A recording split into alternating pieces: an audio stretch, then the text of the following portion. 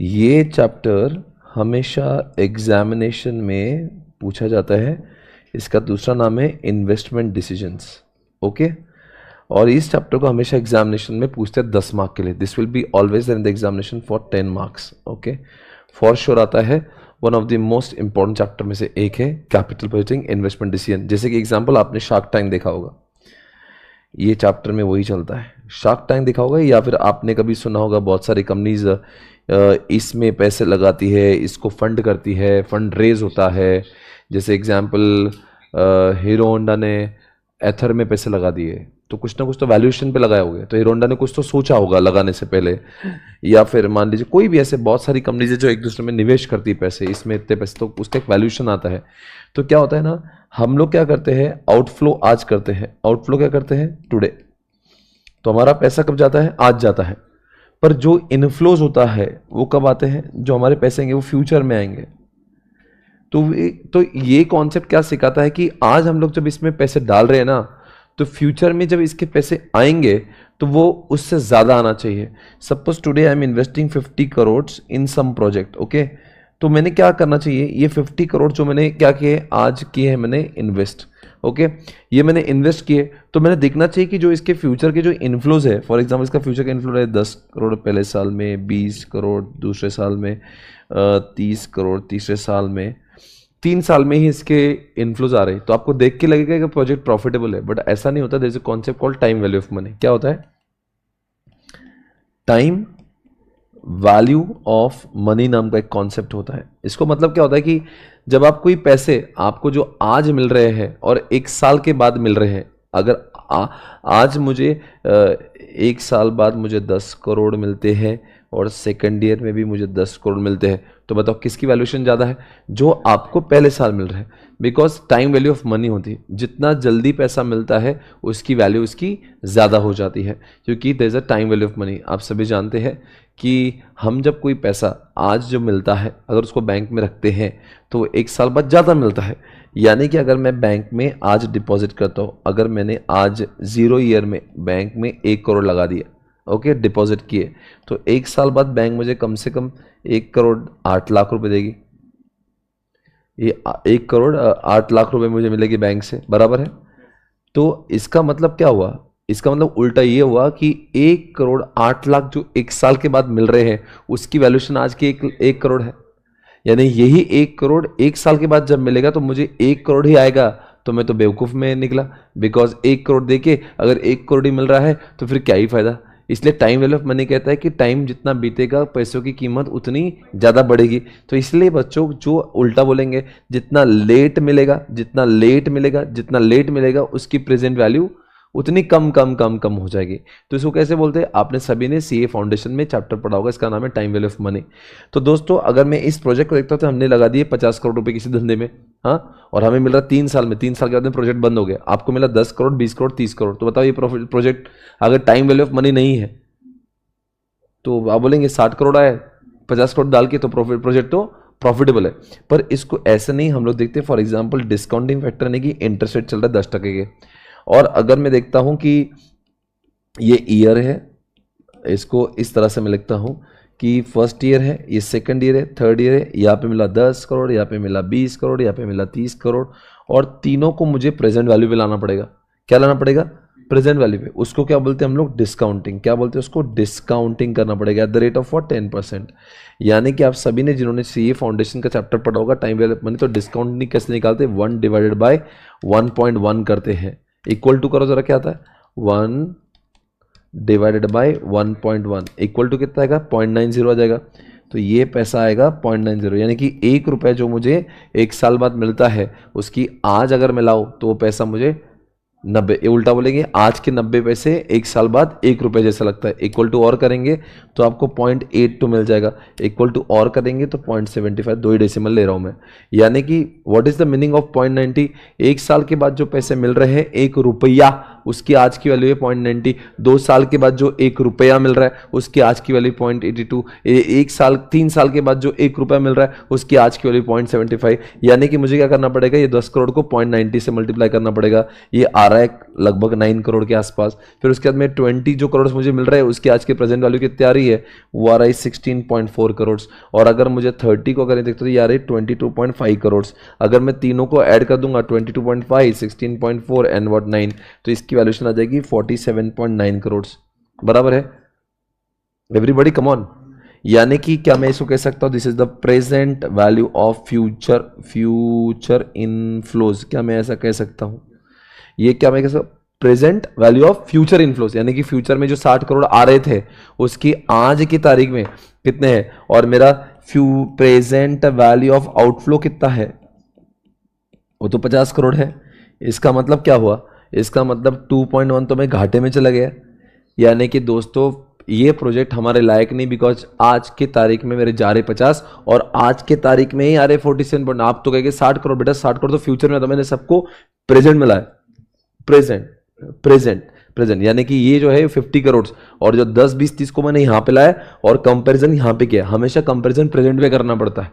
Okay, तो क्योंकि आज आप पैसे लगा रहे हो, ये फ्यूचर में थोड़ी ना कंपेयर करेंगे, कब करेंगे, प्रेजेंट में। आज ही फैसला लेना तो उनको सबको फ्यूचर को प्रेजेंट पे लाना पड़ेगा और देखना पड़ेगा धंधा करना है या नहीं करना है। तो ये डेटा कह रहा है धंधा नहीं करना, प्राइम ऑफिस लग रहा था वाह प्रॉफिट है। और इसी मेथड को कहते हैं हम लोग एनपीवी मेथड। क्या बोलते हैं इसको, this is called as NPV method. Okay, क्या बोलते हैं, नेट प्रेजेंट वैल्यू मेथड। तो आज आपने फर्स्ट मेथड पढ़ लिया जिसको बोलते हैं नेट प्रेजेंट। इसको लिखते समय और एग्जांपल से समझते हैं। फॉर एग्जांपल किसी प्रोजेक्ट में आपने इन्वेस्ट किए, फॉर एग्जांपल आपने आपने आपने आपने आपने इन्वेस्ट किया 100 करोड़। ओके, कौन सी ईयर पे, 0 ईयर पे 100 करोड़ लगाएंगे।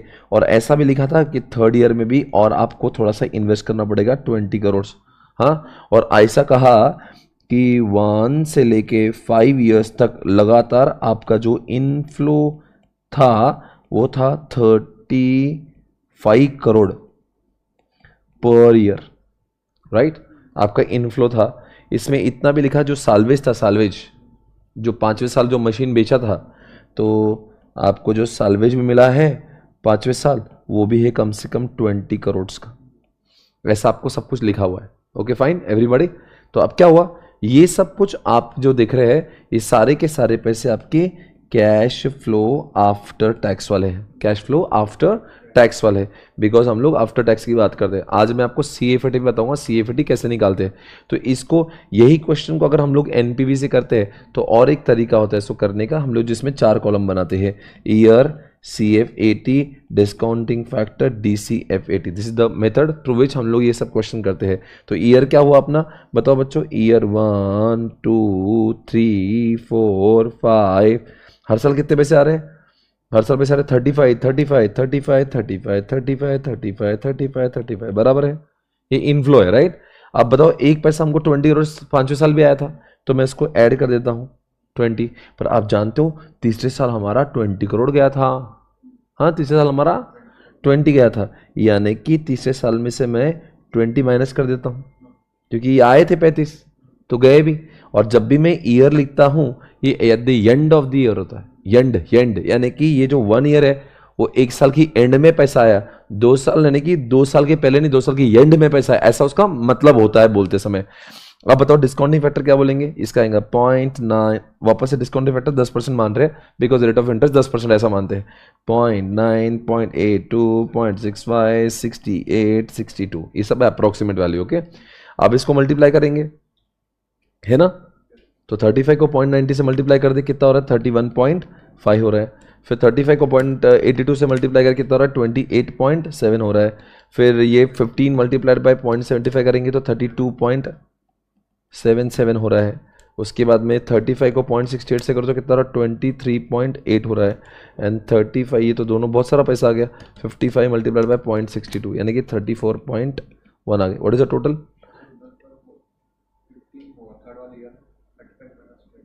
मैंने क्या किया था, एक मिनट, 15 है ना, मैं 15 ही किया था, 15.7, ओके 11.25 लिखना था, गलती से हो गया 11.25। ओके राइट गाइस एवरीवन, चलो जल्दी से बताएंगे।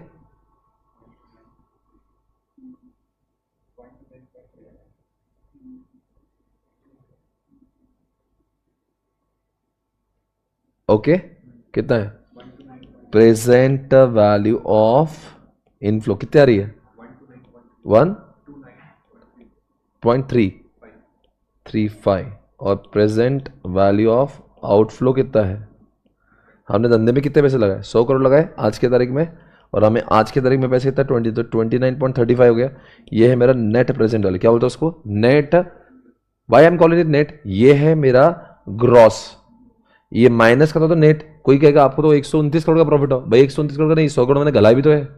सर ये क्यों वैसे की वैसे लिखते? बिकॉज मैं प्रेजेंट पे हूं तो प्रेजेंट का 100 तो प्रेजेंट ही हुआ, और जो फ्यूचर का उसको मैं प्रेजेंट पे तो वो कम कम होता है।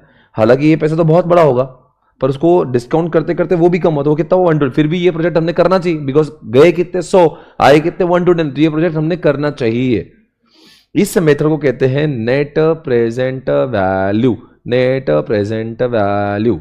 ओके, नेट प्रेजेंट वैल्यू करने के दो तरीके, आप इस तरह से भी कर सकते हो, इसको भी नेट प्रेजेंट वैल्यू कहते हैं। पर ये थोड़ा कभी कभी लोगों को लगता है थोड़ा सा formatting wise it is not, but ये समझने के लिए अच्छा है। बट इसी को हम लोग फॉर्मेट करते समय 4 कॉलम बनाने का क्या बोलते हैं उसको? Net present value. पर इसी तरह से अगर मैं आपको इसी क्वेश्चन में एक चीज और पढ़ाता हूं जिसका नाम है पे बैक पीरियड। क्या बोला मैंने? उसको बोलते हैं discounted payback period. Okay, अब डिस्काउंटेड पे बैक पीरियड निकालना है। फॉर एग्जांपल आपने कितने पैसे लगाए? 100 करोड़। तो 100 करोड़ के 100 करोड़ आने के लिए कितना साल लगेगा? तो कितने साल लगेगा बताओ?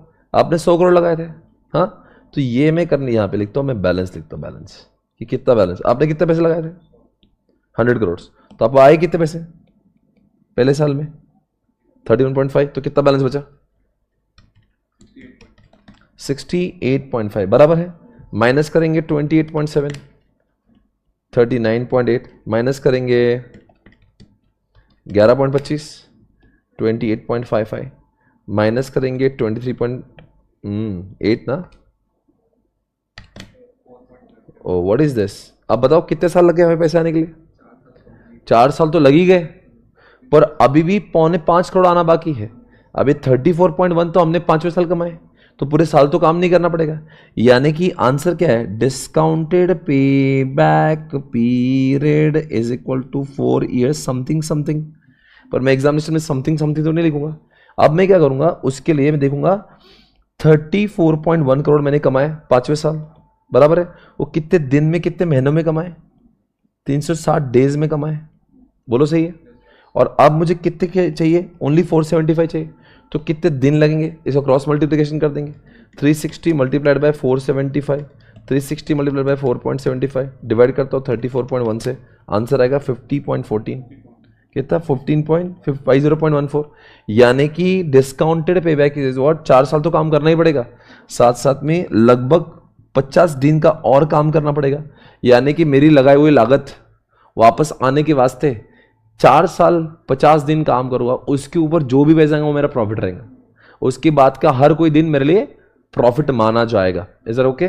पर इसको कहते हैं कौन सा period? Discounted payback period. अब इसी क्वेश्चन को मैं बोलता हूं ओनली नॉर्मल पे बैक पीरियड।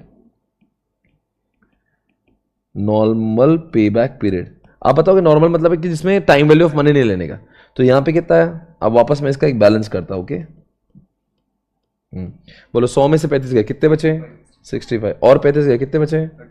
30। अब वापस तो 30, यानी कि कितना है? सॉरी, ये 15 आया ना। हाँ, तो कितना है? 15 आया। तो फिर क्या हुआ?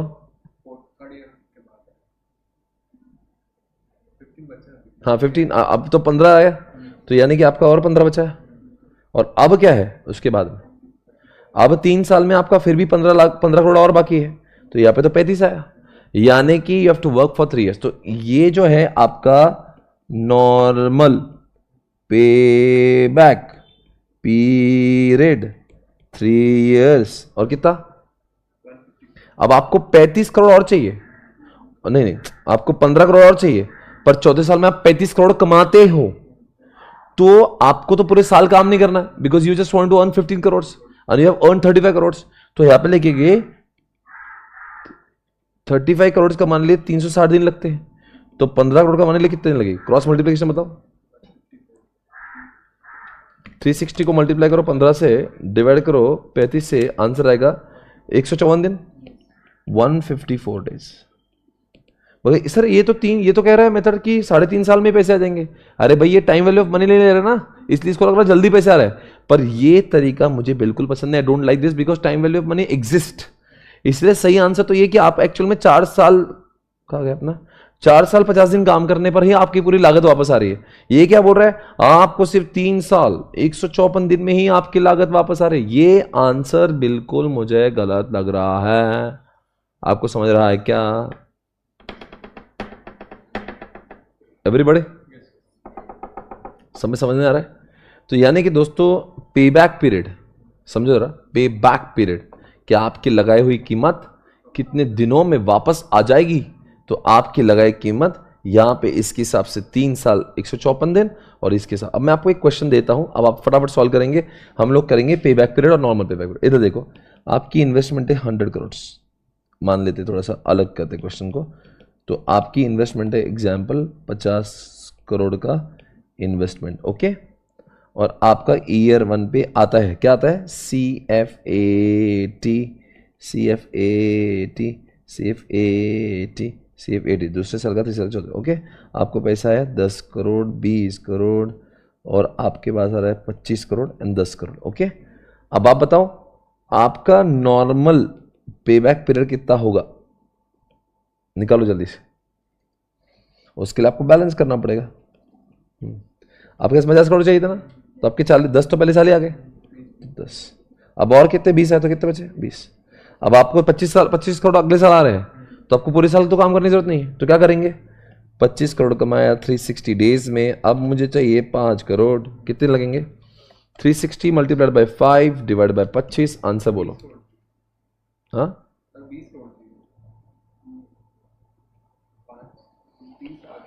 सॉरी 40 गए 20, अपने को और कितना चाहिए पैसे, 20 करोड़ चाहिए ना, हाँ सॉरी ये 20 करोड़ आना चाहिए। हाँ तो 20 करोड़ के लिए कितना, तो 360 को मल्टीप्लाई करेंगे 20 से, डिवाइड करके 25, तो आ रहा है 288। व्हाट डज इट मीन, आपके लिए आपको 2 साल 288 डेज काम करना पड़ेगा। ये क्या है आपका नॉर्मल पे बैक पीरियड, बराबर है।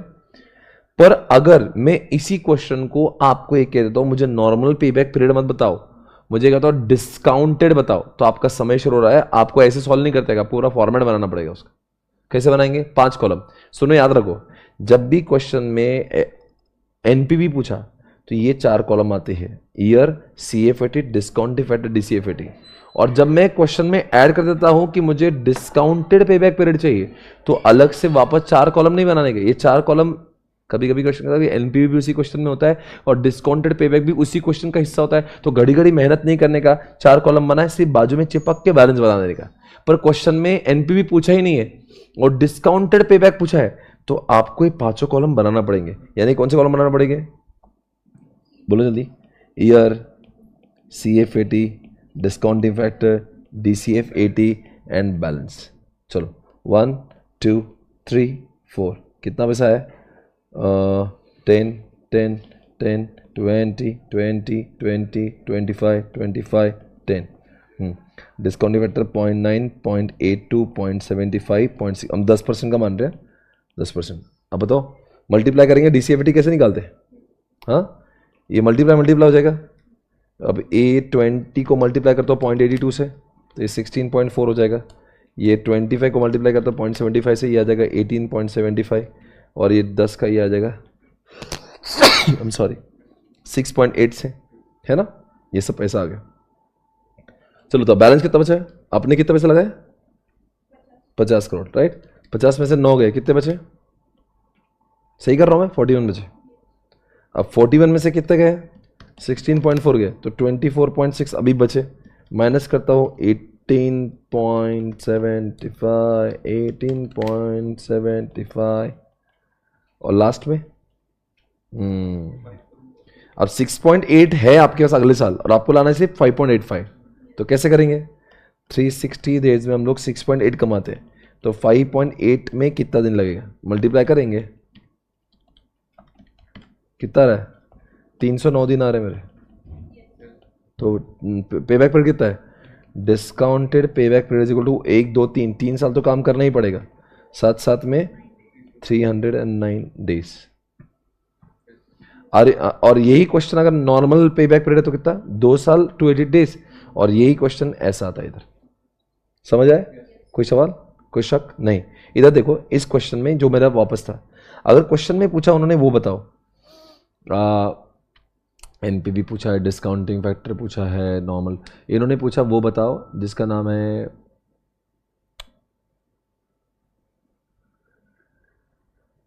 क्वेश्चन में कभी कभी क्या होता है कि हमें बहुत सारे अलग चीज़ें एक ही क्वेश्चंस को लेकर पूछते हैं। डिस्काउंटेड पेबैक पीरियड से समझता है कि कितने दिनों में अपना पैसा वापस आएगा, और एनपीवी से ये नहीं समझता कितने दिन में आएगा, ये धंधे से अपने को फायदा होगा या नहीं होगा, ये समझ में आता है। समझ में आ रहा है? अब एक कॉन्सेप्ट है जिसका नाम है प्रॉफिटेबिलिटी इंडेक्स। अब इसका क्या बोलना है, ये बोलता है present value of inflow upon present value of outflow. Inflow होगा 129.35, आउटफ्लो होगा 100, क्या है ये 1.2935, क्या है इसका मतलब क्या, ये 1.29 क्या, अगर कोई भी धंधे में ऐसे 1 रुपये लगाएंगे तो आपको उसका 1.29 निकलेगा। यानी कि 1 रुपये के अगेंस्ट में आपको कीमत समझते, अगर मैं 1 रुपया धंधे में लगा रहा हूं तो मुझे कितना मिल रहा है, 1.29 मिल रहा है, यानी कि 1 रुपया 29 पैसा वापस मिल रहा है, यानी धंधे में लगाते हैं मिला कहता है। इसी तरीके से क्वेश्चन में जब एनपीवी बोलते हैं तो एनपीवी जब करते हैं तो आपको जो मेहनत होती है ना वो रंग लाती है पीआई में, बिकॉज पीआई में सब डेटा यूज करते हैं एनपीवी का ही।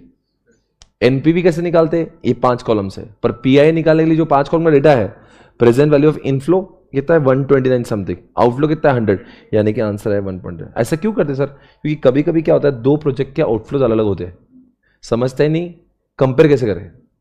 मैं आपको समझा नहीं मेरा क्वेश्चन क्या। अगर मान लीजिए यहाँ पे आपने कितना पैसा इन्वेस्ट किया था 100 करोड़, और 100 में से कितना पैसा है 29। हाँ, अब मैं आपको लिखता हूँ, यहाँ पे एक क्वेश्चन है, प्रेजेंट वैल्यू ऑफ इनफ्लो है 400 करोड़ और प्रेजेंट वैल्यू ऑफ आउटफ्लो है आपका 220 करोड़। हाँ, 320 करोड़। ओके, और एक क्वेश्चन है यहाँ पे इनफ्लो 129, यहाँ पे है 100। आप बता दो ये प्रोजेक्ट ए है, ये प्रोजेक्ट बी, अच्छा कौन सा है,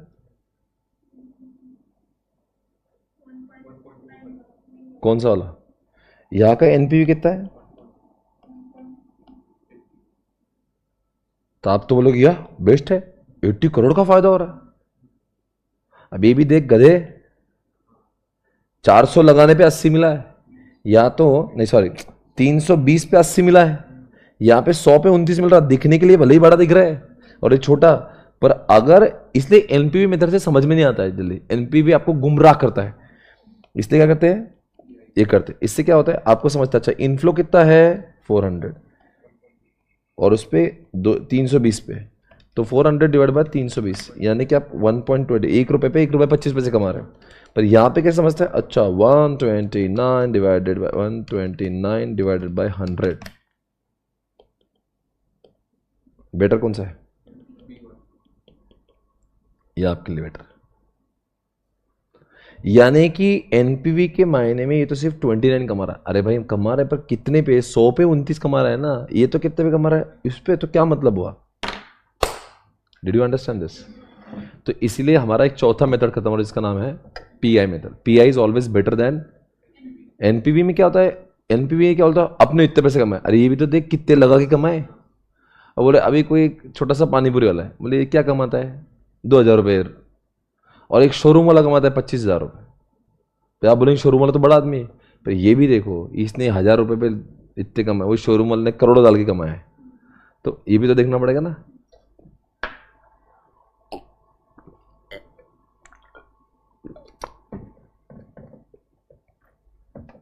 डेसिमल बेटा 3 से 4 लेना चाहिए, कम से कम 3 4 ऐसा लेना चाहिए, 3 तो कम मिनिमम होते हैं। अब मैं आपको एक तरीका और समझाता हूँ जिसका नाम है, अभी मैं आपको एक नया तरीका समझाता हूँ जिसका नाम है ये आर। इसको अकाउंटिंग रेट ऑफ रिटर्न बोलते हैं, एवरेज रेट ऑफ रिटर्न भी बोलते हैं। इसमें क्या होता है कि आपने लगाए कितने, और आपको ये हमेशा आपको परसेंटेज में जवाब देता है। किस में जाता है, परसेंटेज में। आपको दिखा रहा हूं,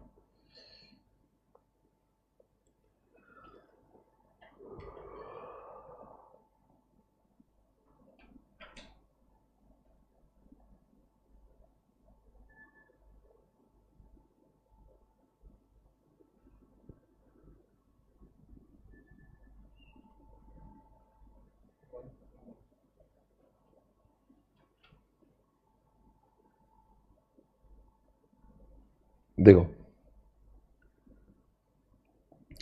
एआरआर का मतलब क्या है, इनिशियल इन्वेस्टमेंट करते हैं,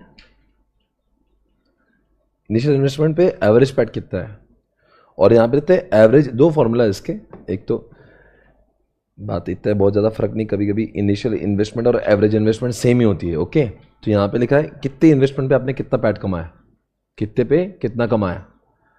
ये ऐसा पहला मेथड है जहाँ पे आपको पैट यूज़ करते हैं। अभी तक के सारे मेथड में आपको CFAT यानी कि कैश फ्लो आफ्टर, मैं आपको दिखा रहा हूँ कैसे CFAT कब किसको बोलते हैं और पैट किसको बोलते हैं। पर याद रखो अभी तक के जितने मेथड्स देखे, चाहे वो IRR, चाहे आपने NPV देखा होगा या PI देखा होगा या पे बैक पीरियड देखा होगा, हर जगह पर हम CFAT ले रहे थे। यहाँ पे ही इकलौता ऐसा क्वेश्चन है ERR में कि आप यहाँ पे पैट लेते हो। क्या लेते हो? Profit after tax. बताओ आपने पैसे किसी धंधे में मान लो 10 करोड़ लगाए थे और आपने कमाए 2 करोड़ रुपए, तो आप क्या बोलोगे? इसको मल्टीप्लाइड बाय 100 कर तो क्या आएगा? 20% आपका क्या है? ये है आपका एवरेज रेट ऑफ रिटर्न। और ये जो वर्जन 2 है उसमें इतना ही है कि आपका एवरेज इन्वेस्टमेंट, जैसे आपने 2 करोड़ कमाए, हाँ कितने कमाए आपने? 2 करोड़ कमाए।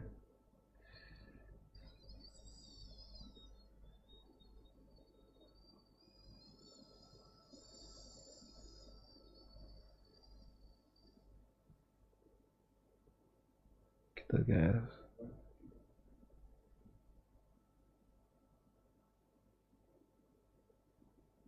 वन, वो जो ड्रॉ किया है मैंने वो किस में? 139 पे क्या? 59।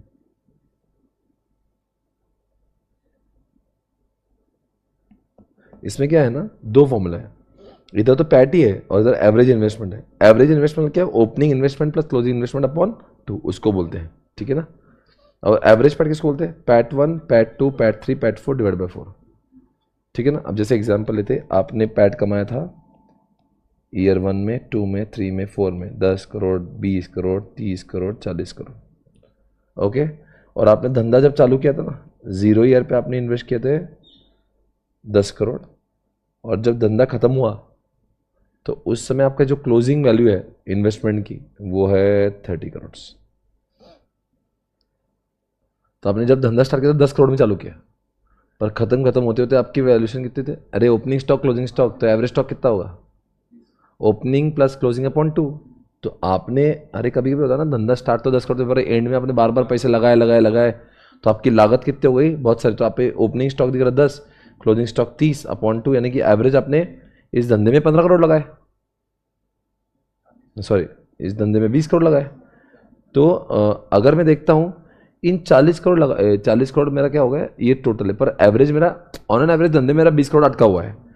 तो 20 करोड़ अटका हुआ है, पर मैंने ये पैट कमाया है, तो 10 प्लस 20 प्लस 30 प्लस 40 70, 100 हो गया। और 100 का डिवाइड बाय 4, यानी कि एवरेज 25 कमाया। यानी कि मैंने ऑन एन एवरेज 20 करोड़ का इन्वेस्टमेंट किया, उसके ऊपर 25 कमाया, तो 25 अपॉन 20 कितना हुआ? ये हो गया मेरा 1.25।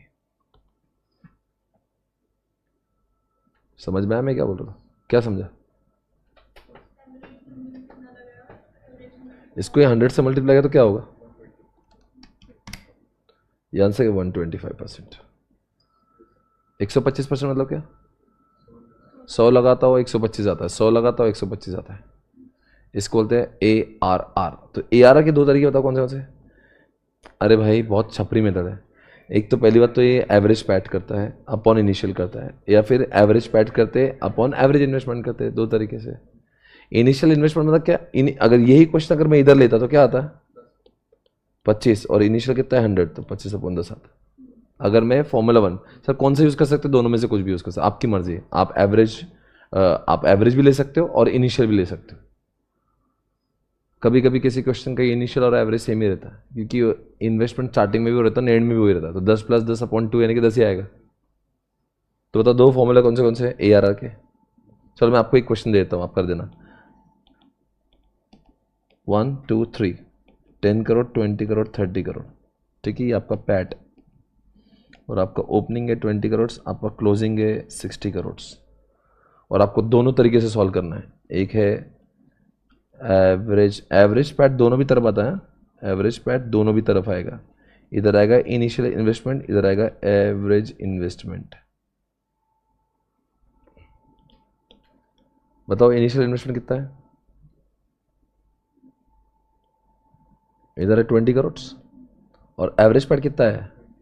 60 को डिवाइड बाय 3 से करो, कितना आएगा? 20। और इधर का एवरेज इन्वेस्टमेंट कितना आ रहा है? 80 अपॉन 2 40 और एवरेज पैड 20 है।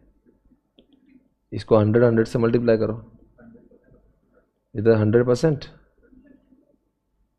इधर कितना आ रहा है? 40 आ रहा है, ये 50%। क्या मतलब क्या है इसका? What is the meaning of this 100%? साला 20 करोड़ लगा के हर साल 20 करोड़ आ रहे हैं, इधर 20 करोड़ लगा के हर साल 10 करोड़ आ रहे हैं, यानी कि 100%, यानी कि समझता है 100 रुपये लगाए हर साल 100 रुपये आ रहे हैं। क्या धंधा है? ऐसे धंधे थोड़ी ना मिलते। 50% वाला भी धंधा कोई नहीं है आज इंडिया में। 100 लगाते अगले साल और 50 आएंगे, फिर अगले साल और 50 आएंगे, अगले साल कौन? ऐसे धंधे थोड़ी ना है इंडिया में भाई। इंडिया में 20% मिल गया था मतलब आपको बहुत भारी काम कर रहे हो आप। 20% रिटर्न आ गया है, 100 लगा के 20 आया तो समझ जाना आप मोक्ष की प्राप्ति हो रही है, क्योंकि बैंक तो आपको 60% देती सिर्फ। तो क्या अगर आपका बिजनेस 100 में से 20 बना के दे रहा है, इसका मतलब you are having really good business. तो पर कुछ अफलातून बिजनेस हो जाए आपको 40-50 आते हैं, वो डिफरेंट मैटर है। Understand everyone? Okay, next. तो आज हमने कौन से मेथड्स देखे? एक देखा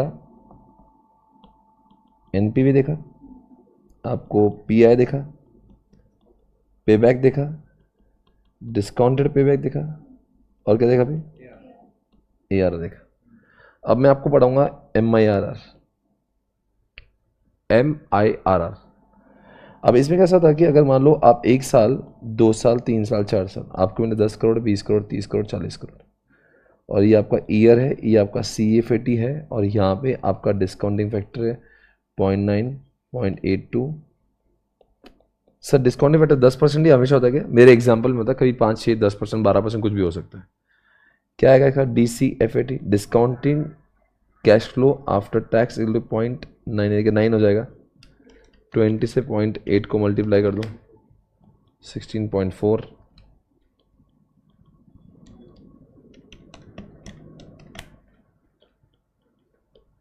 कितना हो रहा है?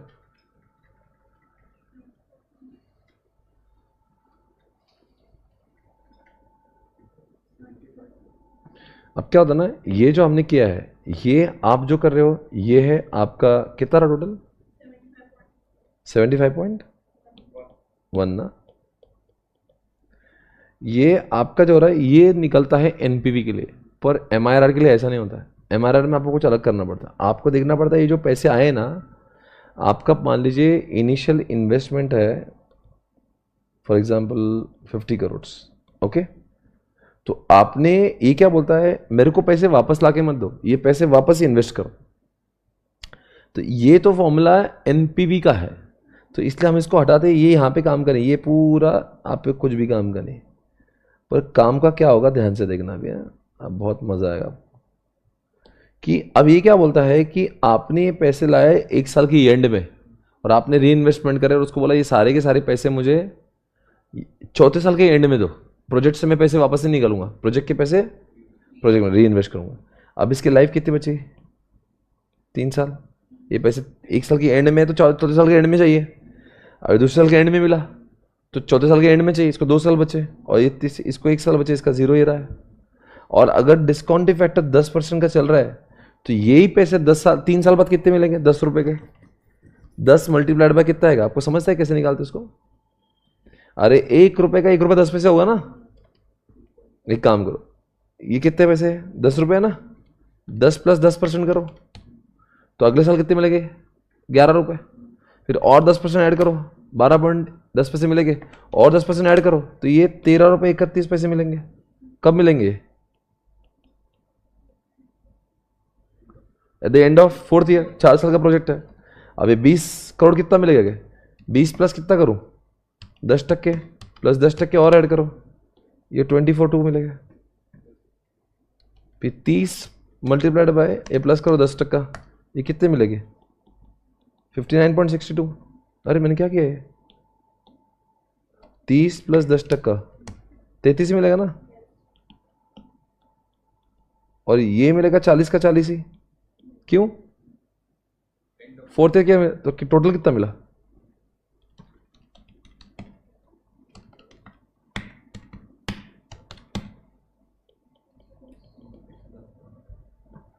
ये फ्यूचर वैल्यू है, प्रेजेंट वैल्यू नहीं है।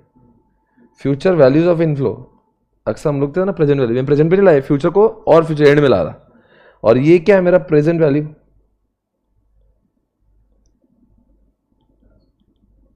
धंधे में लगाए कितने थे और एंड में मिले कितने, यानी कि 0 ईयर में पैसे कितने गए, 50 करोड़, और 4th ईयर में पैसे कितने हैं, यानी कि 50 लगाता हूं 110 मिलते हैं 4 ईयर्स में। कैन आई से लाइक दिस, कैन आई से प्रेजेंट वैल्यू 50 है, फ्यूचर वैल्यू 110.51 है, और इसका जो एन है वो एन 4 ईयर का है। तो क्या बता सकते हो आर कितना है? आपको याद है इसका फॉर्मूला होता है future value is equal to present value 1 plus R raise to N. Present value कितना है 50 करोड़, 1 प्लस आर मालूम नहीं है, एन मालूम है 4, फ्यूचर वैल्यू भी मालूम है 110.51, और जो आर आएगा वही आपका एम आई आर आर। समझ आ रहा है मैं क्या बोल रहा हूँ? ये आर कैसा निकालेंगे? याद है उसके पीछे बहुत सारा गणित होता है, 12 बार 12 बार, याद है आपको?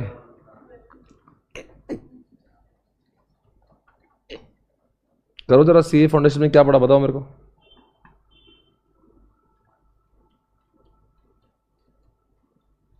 वही 12 बार ठोकना पड़ता है उसको।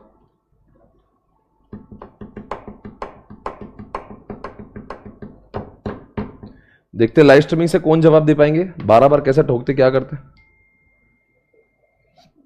तानिया, वंशिका, सिंधु, निखिल।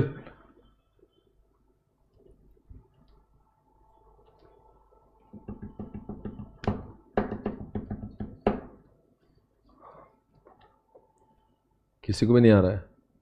आ रहा है, बोलो फिर कितना। मैं देखता हूँ ना 21 आता क्या। आप क्या बोल रहे, 21 बोल रहे क्या? 1.21 मल्टीप्लाई बाय 1.21 इक्वल टू आएगा 2.4 मल्टीप्लाइड बाय 50। आंसर करेक्ट, थोड़ा सा बराबर है 21 समथिंग, 21.9। सब आ गया, निखिल भी बोल रहा 21.9, आंसर इज 21.9। और जिसको वेरीफाई करने का एक काम करो, जिसको वेरीफाई करने का कैसे करेंगे, 21 करो 1.219 मल्टीप्लाइड बाय 1.219 इक्वल टू करो, तो अगले साल पैसा मिलेगा, 2 साल बाद पैसा मिलेगा 1.48 इक्वल टू करो मिलेगा 1.81 इक्वल टू करो पैसा मिलेगा 2.20, यानी कि 1 रुपया जो आप आज लगा रहे हो वो पैसे मिलेंगे 4 साल बाद 2 रुपया 20 पैसा। इसको मल्टीप्लाई करो आप किससे, इसको मल्टीप्लाई करो 50 से, आंसर आएगा आपका 110। आपको क्रॉस टैली करना तो करके देख सकते हो, इसको कैसे करना बताया गया। 1.29 मल्टीप्लाइड बाय 1.29 इक्वल टू 3 बार ठोक दो, आंसर कितना आएगा देख लो एक बार।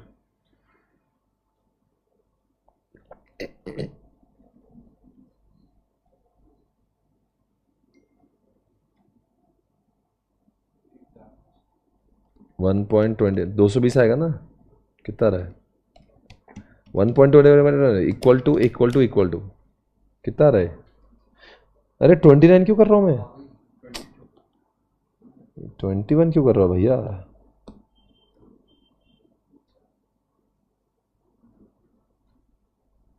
To one nine 1.219 multiply by 1.219 equal to 2.20 आएगा। मतलब क्या इसका, 1 रुपया 4 साल बाद 2 रुपया 20 पैसे बनता है।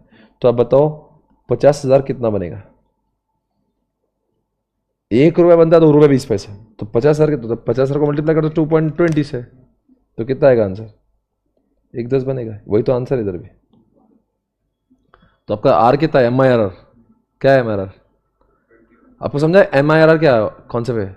यहाँ पे एम आई आर आर में उनको प्रेजेंट पे नहीं लाते, फ्यूचर को और फ्यूचर में बेचते। अपन एनपीवी में क्या करते, ये एनपीवी में क्या करते थे, एनपीवी में आपका फ्यूचर वैल्यू आता है, आपका फ्यूचर वैल्यू आता है प्रेजेंट वैल्यू पे, और एमआईआरआर में आता है आपका प्रेजेंट वैल्यू आता है फ्यूचर वैल्यू पे। इसको अपन 0 पे लाते हैं, इसको अपन 4th पे डालते हैं। ये उल्टा है, उसका रिवर्स चलता है पूरा है, समझा। इसको एमआईआरआर बोलते हैं।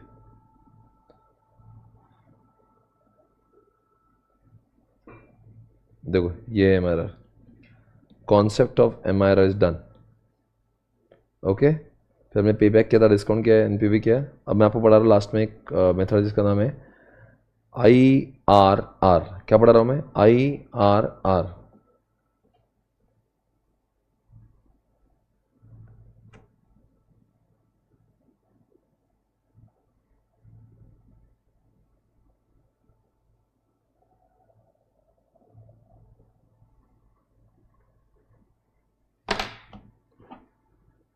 1.219 कैसे है तानिया? आप शायद से आपने CA फाउंडेशन का मैथ्स ढंग से नहीं किया ऐसा लग रहा है मुझे। आपको थोड़ा सा CA फाउंडेशन का मैथ्स से टाइम वैल्यू ऑफ मनी से समझना पड़ेगा, बार बार कैसे करना पड़ता है, क्या करना पड़ता है।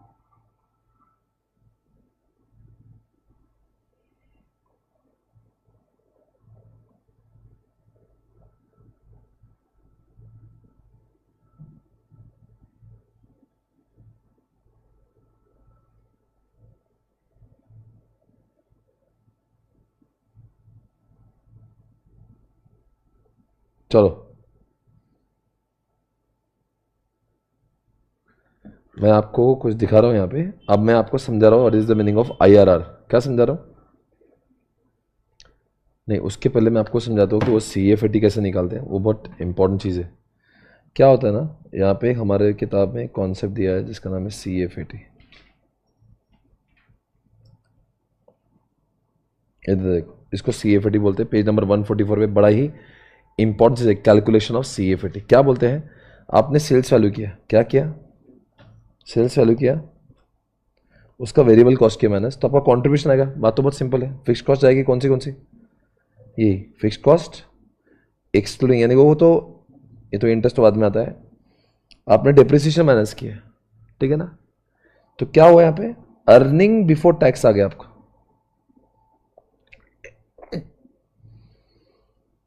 अर्निंग बिफोर टैक्स है, tax fix cost, earning before tax आया। यहाँ पे आपने डेप्रिसिएशन माइनस करने के बाद टैक्स माइनस किया,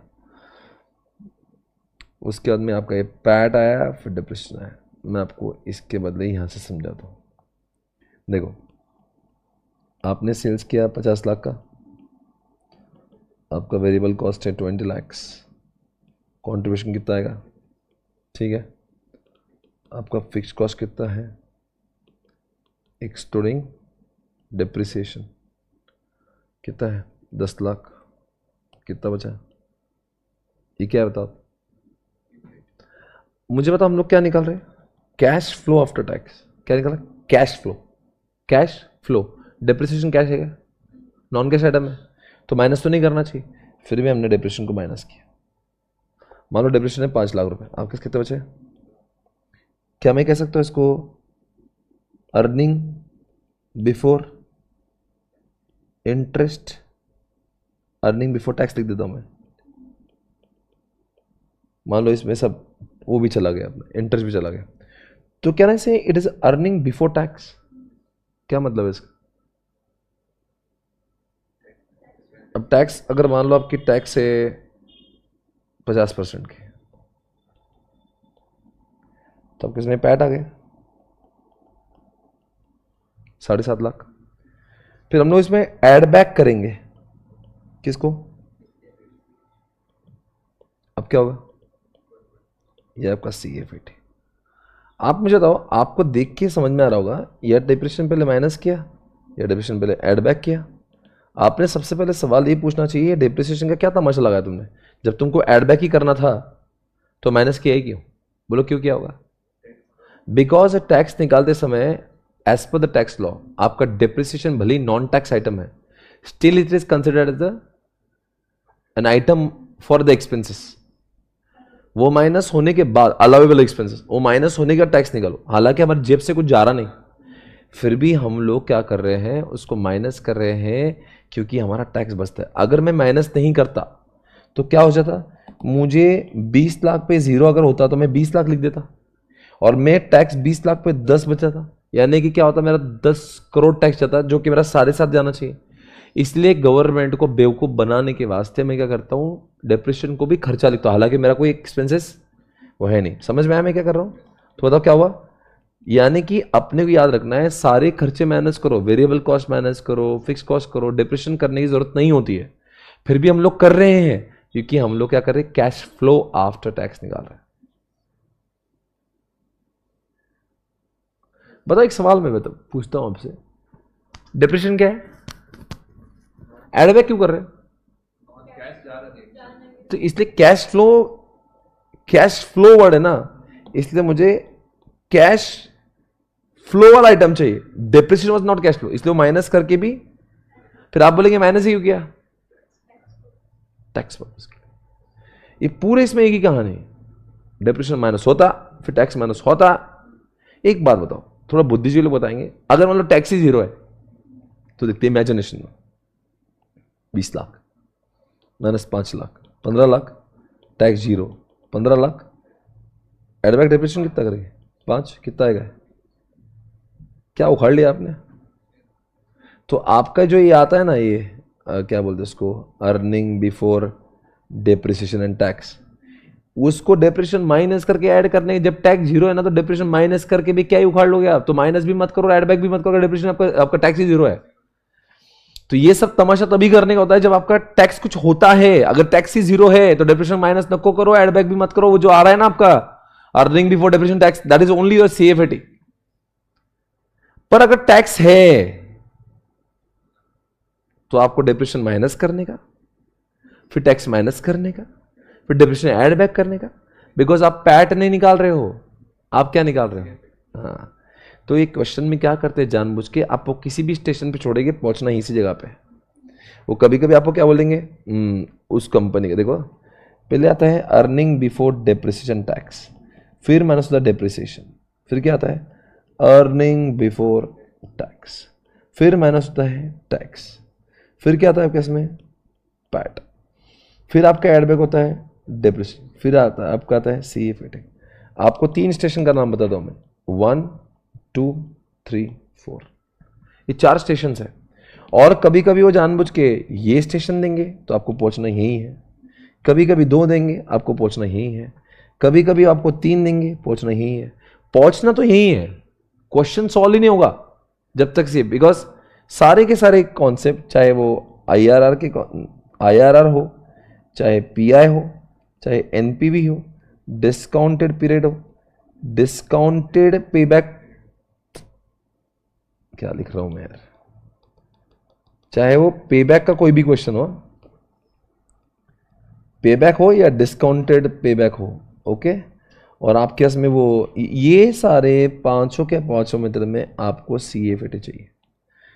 पर जब मैं एक करता हूं जिसका नाम है एआरआर, उस केस में ही आपको सिर्फ पैट लगता है, यानी उस क्वेश्चन में आपको ये चाहिए होता है।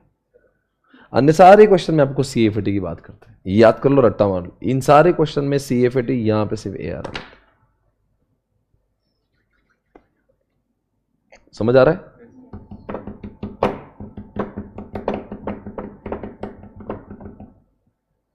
Understood guys?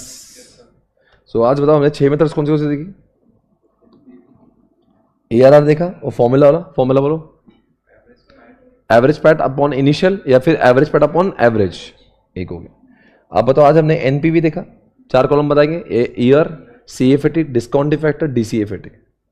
फिर वो जो आता है चारों की टोटल, वो प्रेजेंट वैल्यू ऑफ इनफ्लो आते हैं, माइनस करते प्रेजेंट वैल्यू ऑफ आउटफ्लो, जो बचता है वो एनपी।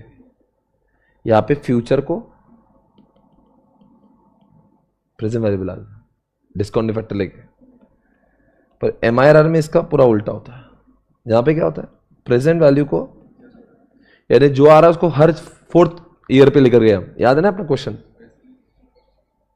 यहां पे फ्यूचर को प्रेजेंट बुला रहे हैं, यहां पे क्या कर रहे हैं, सारा जो आया पहले साल में भी जो आया उसको भी चौथे पे लेके गए, दूसरे पे जो आया उसको भी 4th पे ले गए, तीसरे को भी 4th पे ले गए, 4th को 4th पे रखा, और फिर देखा, फिर आपने पढ़ा पीआई, जो इसका ही बाय प्रोडक्ट है, उसका एक फॉर्मूला है, present value of inflow upon present value of outflow. ये तो सब डेटा आपको यहीं से प्राप्त हो जाता है और हो जाता है। फिर हम लोग क्या करते हैं, हम लोग पे बैक करते हैं। पे बैक पे तो कुछ नहीं होता है, नो डिस्काउंटिंग। और एक होता है डिस्काउंटेड पे बैक। डिस्काउंटेड पे बैक में कितने कॉलम होते हैं, 4 या 5, 5 कॉलम। पर पे बैक पीरियड तो बहुत ईजी, उसमें कॉलम की जरूरत नहीं, डायरेक्ट ही निकलता है ऐसे बैलेंस बैलेंस। तो यहाँ पे डिस्काउंटेड पे बैक में जो एनपीवी का फॉर्मेट है वो यूज़ करना है, उसके बाद में बैलेंस शिफ्ट करने का, तो यहाँ पे 5 कॉलम हो जाते हैं और यहाँ पे 4 कॉलम होते हैं। 4 कॉलम का नाम बोलो, year, CF80, discount factor, DCF80, बराबर है, समझ आ रहा है। और अगर मैं आपसे एक सवाल पूछता हूँ, आप मुझे बताओ CF80 कैसे निकलेगा, कैसे निकलता है, sales minus variable cost minus fix cost, तो आएगा earning before depression tax, minus क्या करेंगे डिप्रेशन, माइनस क्या करेंगे टैक्स, तो क्या क्या पैट आएगा, और फिर एड बैक करेंगे डिप्रेशन। आज का लेक्चर यह संपन्न हुआ दोस्तों। आज आपने सारे के सारे मेथड खत्म कर दिए। कल से हम लोग प्रैक्टिस क्वेश्चन करेंगे और पूरा के पूरा चैप्टर इसी के ऊपर बेस्ड है। These are the 6 different methods on the basis of which question can come in the examination. आज जाए इन सारे अपने जितना भी किया है उसको पढ़े। ये आज आपने जो पढ़ा है, लगभग ये पढ़ने के लिए लोगों को 10-11 घंटे लगते हैं। यही पढ़ना होता है इस चैप्टर में, यही वो मेन चीज़ है जिससे हम लोग इस चैप्टर को समझ पाते हैं। समझ आ रहा है, क्या बोलते हैं उसको, इस कॉन्सेप्ट बोलते हैं इन्वेस्टमेंट डिसीजन। इन्वेस्टमेंट करने से पहले आपको इन सब चीज़ों के बारे में सोचना पड़ता है, इसको बोलते हैं कैपिटल बजटिंग। ठीक है ना। तो अभी कल हम लोग इसके जो चुनिंदा क्वेश्चन है वो करेंगे, है ना। Investment decision very very important chapter from the examination point. पर मुझे ऐसा आपको देख के लगा कि आपको ये चैप्टर इतना डिफिकल्ट नहीं लग रहा था, मतलब आपको समझ में आया ना।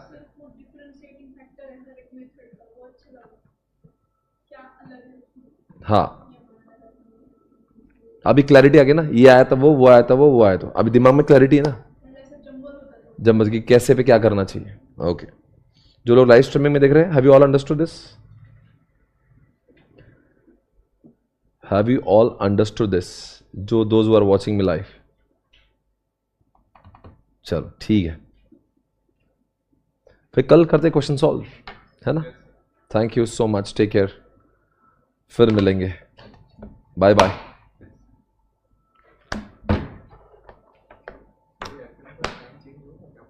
हाँ, एसएम का मुझे टाइमिंग चेंज करना है, तो should I make it in the morning, वो सर ले रहे ना, अभी तक मुझे समझ नहीं आ रहा, बोलो क्या करें। ठीक है, कल का लेक्चर इसी टाइम पे ले दे, ठीक है ना। डेसिमल बेटा 3 4 करो आप।